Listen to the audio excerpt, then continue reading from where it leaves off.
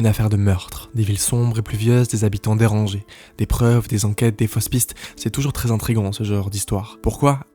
C'est parce que c'est l'inconnu, l'obsession morbide envers le mal, à tel point qu'il y en a des milliers, des œuvres d'art qui parlent de meurtres, de serial killers, d'enquêtes policières, des films, des livres, des jeux, même des peintures, car c'est le terrain d'exercice parfait pour que les auteurs de livres, les scénaristes s'entraînent à mener en bateau les spectateurs, créer des histoires tellement complexes et précises, car elles sont bien ficelées et explorent la nature humaine.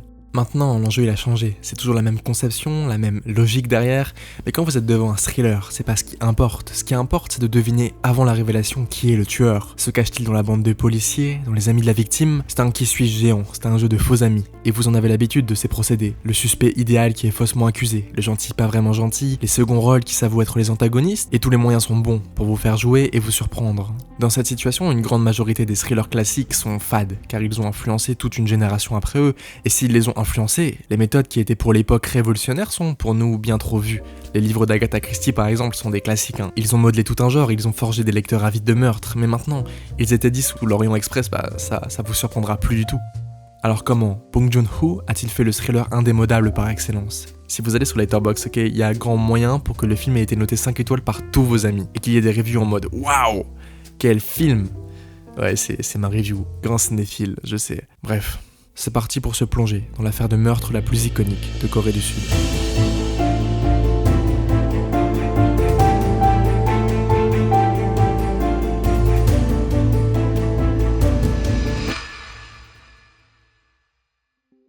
Donc si vous êtes toujours là, c'est que vous acceptez de vous faire spoil, ou alors que vous connaissez déjà la fin du film. Pour ceux qui ne la connaîtraient pas, le film nous met sur la route d'un flic qui va assister à la première affaire de viol et de meurtre en Corée du Sud.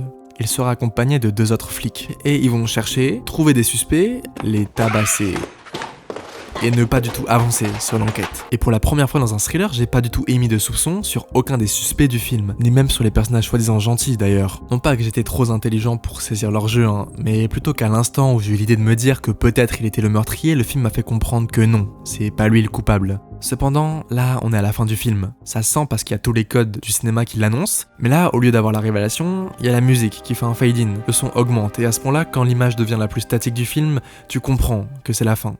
Et ouais, fondu au noir, il y a les crédits. Et j'ai toujours pas l'identité du meurtrier, donc ça finit comme les rares thrillers que j'ai détestés où on ne sait pas qui est le coupable. Mais en fait, bizarrement, je suis pas déçu. Je suis pas en colère non plus contre le réal ni le scénariste d'avoir fait la pire fin possible, car en fait, on le savait depuis le début, qu'il n'y aurait pas de fin mot à cette histoire. Je veux dire, l'une des premières scènes du film, c'est la zone dans laquelle il y a eu le premier meurtre. Donc c'est accessoirement la pièce maîtresse. C'est sécurisé, sous contrôle, avec des autorités compétentes. Mais le film ne nous montre rien de tout ça. Il fait tout l'inverse en fait. 감식반도 안 오고 완전 지금 현장 보증 개판이야 지금. 에헤이 그 노인네 그 참. 아이 용기에 들어가. 저리. 에이 그만 용기에. 아이 사람이 손짓을 하면 왜 귓구멍이 뭐 씨발 뭐 바꿔 가 씨발. 에이. Ok, il y a quelle enquête policière qui commence aussi mal et qui débouche sur quelque chose de tangible ? Il y en a vraiment aucune. Et on va nous le montrer à de multiples reprises que l'intégralité des forces de l'ordre dans le film sont incompétentes, car dans les faits, le film, il se place à l'opposé de l'industrie et surtout à contre-pied du schéma hollywoodien. Les films dans lesquels les personnages servent de modèles d'exemple, de symboles, où ce sont des héros triomphants qui surpassent tout au-dessus des autres et au-dessus même du spectateur. C'est utopiste. Autant on peut dire que l'inverse. Donc dans l'idée Memories of Murder est satirique, autant c'est bien plus intéressant, et ça se prête bien mieux au scénario. Surtout que le film est tiré d'une histoire réelle. À Hwaseong, entre 86 et 91, on recense 10 féminicides, sans que le véritable coupable soit vraiment retrouvé, et qu'on mette en prison quelqu'un qui n'était pas coupable de ces crimes. En fait, la police a vraiment été incapable dans la vraie vie aussi. Le réalisateur Bong Joon-ho a pas du tout inventé une identité au coupable toute faite, un truc bateau du genre « c'est le flic qu'on voit en retrait depuis le début du film ». Non, donc au moment même où il a commencé à écrire ce film, la fin était scellée. Il n'y avait pas d'échappatoire, il n'y aura pas de coupable. Alors comment tu fais pour rendre un thriller intéressant si la fin est déjà écrite et qu'elle est décevante ? Tu mets l'accent sur les personnages. C'est ce que je vous ai dit au début, c'est le genre parfait pour mettre en avant la nature humaine. Et pour une fois, le film va être sombre, va être pathétique, à la différence de ce qui se fait habituellement. Et encore plus parlant, le réalisateur Joon-ho, il est expert en mélange des genres. En mode, c'est un réalisateur que vous devez connaître. Il est extrêmement fort, il maîtrise vraiment bien son domaine. Genre, c'est lui qui a fait Parasite, que genre vous connaissez forcément. Et je vous invite vraiment, mais vraiment, à regarder tous ces films parce qu'ils sont vraiment qualitatifs. Et du coup, le mélange des genres, c'est sa patte. C'est pas juste une anecdote sur le film film en mode ouais, le film est sombre, c'est un thriller, c'est morbide, pourtant il fait de l'humour noir à la perfection, c'est drôle sans rien enlever au propos du film. Non, ça sert vraiment le film. C'est cette dichotomie qui illustre la complexité humaine, l'absurdité de la situation et de tout le film.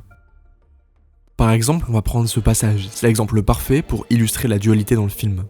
La scène est folle. Pourquoi ? Pour le contexte, ici, on a le suspect sur lequel ils vont s'acharner durant tout le film. Mais là, pour le coup, on dirait vraiment pas qu'ils s'acharnent sur lui. Ils mangent ensemble, c'est familial. Toute la composition de la scène en elle-même nous invite à penser ça. Le son de la télé, les dialogues, la lumière, la position des personnages, elle est là pour nous montrer qu'ils sont tous égaux. Et hop, ils vont recevoir les documents pour continuer l'affaire.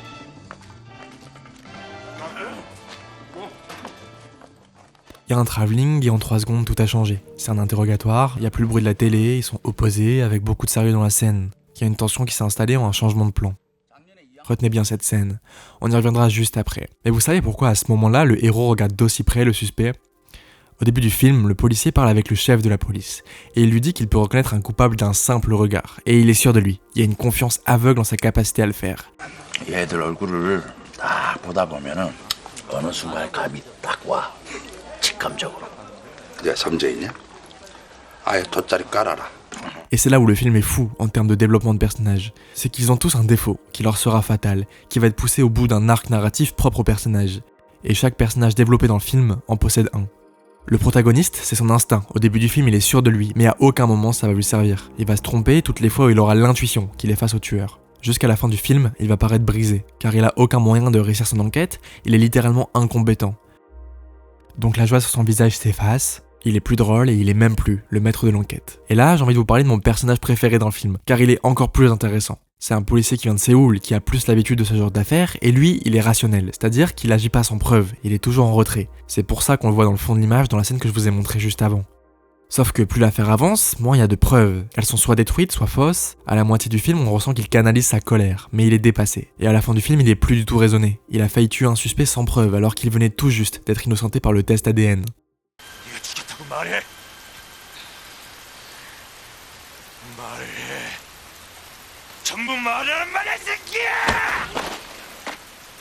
Je vais pas tous les faire par souci de narration, mais je vous invite dans les commentaires à me dire quel personnage représente quel défaut. Maintenant revenons à cette scène. Je trouve qu'elle fait écho parfaitement à une scène qui se passe dans la même pièce 1 heure plus tard dans le film.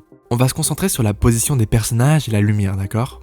Le flic qui est en retrait tout le long du film, comme on approche de la fin, il est positionné bien devant. Il perd son sang-froid et ses méthodes, c'est lui le plus investi et le plus aveuglé par cette histoire. Notre héros, il est un peu en retrait, toujours investi mais en manque de confiance car ses méthodes échouent depuis le début lamentablement. Le chef de la police, lui, il est au milieu, dans l'obscurité. Il représente la corruption et le dépassement des forces de l'ordre. Et on le voit sur son visage. Et enfin, on a le bras droit du héros. J'en ai pas parlé, mais c'est lui qui met des dropkicks dans tout le monde.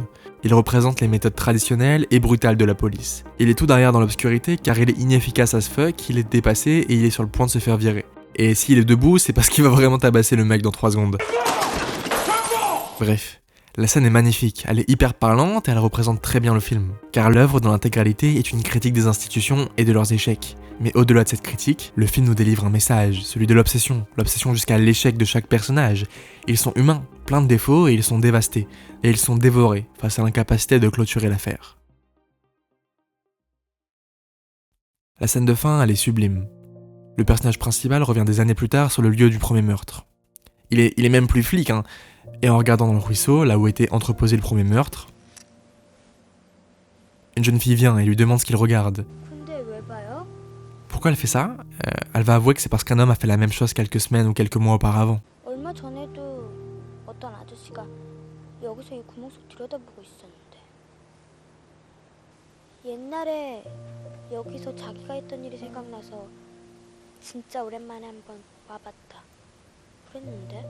Et cet homme, c'était le meurtrier. Il était nostalgique de son meurtre et il est revenu, juste pour regarder. Et c'est à ce moment-là où on pourrait penser qu'il y a une révélation, mais non. Le flic va lui demander à quoi il ressemblait et la fille va juste rétorquer qu'il était ordinaire, qu'il ressemblait à tout le monde. Il y a des milliers d'interprétations possibles. Globalement, ça peut faire référence à l'idée qu'on ne peut pas tout saisir, qu'on ne peut pas tout contrôler non plus, mais c'est drôle que ce soit l'homme qui pensait pouvoir déceler un criminel juste en le regardant, à qui on dit qu'ils sont communs, pas plus suspects qu'un autre. Avant lui-même de nous regarder nous, car on est forcément passé à côté du tueur sans le savoir, durant le film. Comme quoi, ils sont tous ordinaires. 강간의 왕국이야? 이거 이 쌍놈.